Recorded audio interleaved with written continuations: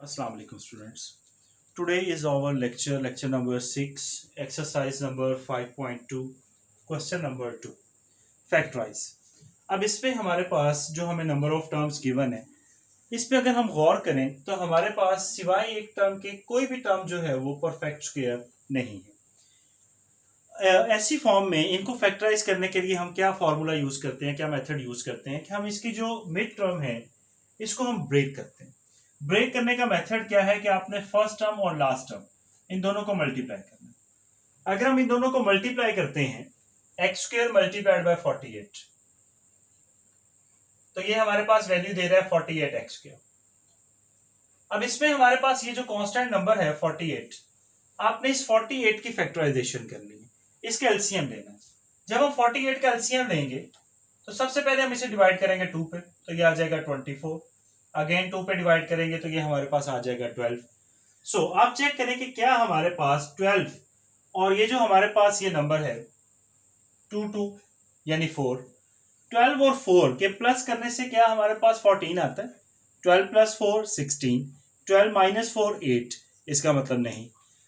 Again हम इसे 2 पे डिवाइड करते हैं, 2 6 12। अब यहां पर 3 टाइम्स 2 हो गया, 3 टाइम्स 2 से मुराद क्या है 8। क्या 6 प्लस 8 14 होता है? जी बिल्कुल। तो इसका मतलब है कि हम इसे ब्रेक कर सकते हैं 14x को प्लस 8x और प्लस 6x की फॉर्म में। सो अगर हम प्लस 8x और प्लस 6x को प्लस करेंगे तो ये 14x ही आएगा हमारे पास। अब इसकी फर्स्ट 2 टर्म्स में से हमारे पास जो कॉमन वैल्यू है डेट इज x, और नेक्स्ट हमारे पास जो फैक्टर आएगा that will be x plus 8। Last 2 values में से हमारे पास कॉमन आ रहा है प्लस 6। अगर हम प्लस 6 कॉमन लेते हैं तो हमारे पास आ जाएगा x प्लस 8। अब यहां पर हमारे पास जो नंबर ऑफ टर्म्स हैं वो 2 हैं। सो अगर इन दोनों टर्म्स में हम देखें तो हमारे पास जो कॉमन फैक्टर है वो x प्लस 8 है, और नेक्स्ट हमारे पास जो फैक्टर बनेगा वो x प्लस 6 बनेगा। So that will be answer. Okay, अब हम पार्ट नंबर 2 में देखते हैं। पार्ट नंबर 2 में भी हमारे पास 3 टर्म्स है, सेम एज इट इज। इसकी भी हम मिड टर्म ब्रेक करना चाह रहे हैं, तो हम इसकी फर्स्ट और लास्ट टर्म को आपस में मल्टीप्लाई करेंगे। यहां पे आएगा 108 एक्स स्क्वायर। 108 एक्स स्क्वायर में हमने इसका कांस्टेंट नंबर देखना है, डेट इज 108।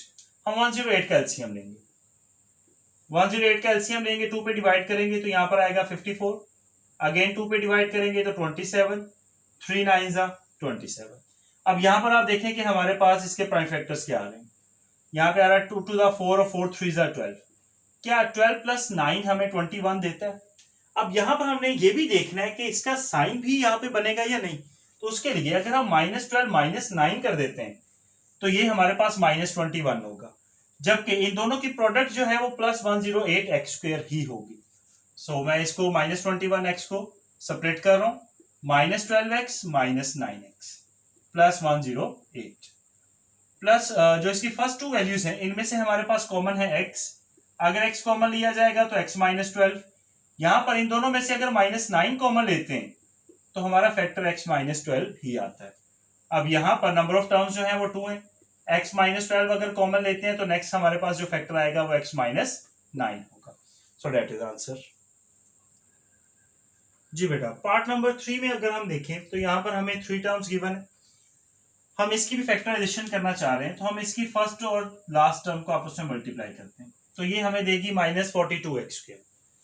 -42x square.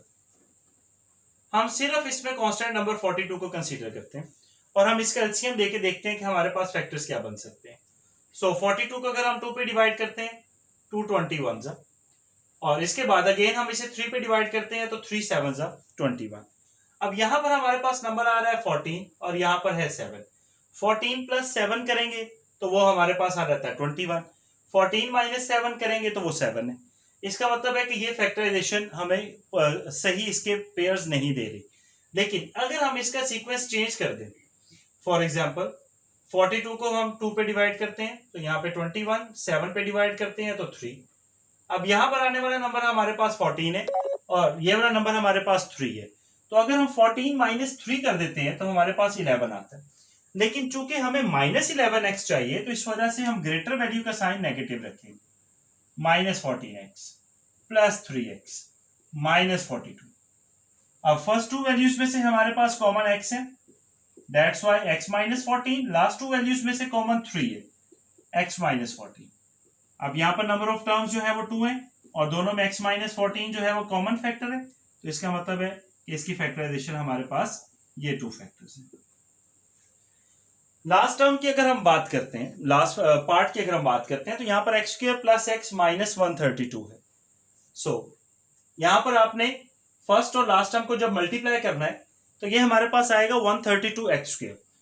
अब हम 132 का एलसीएम लेंगे।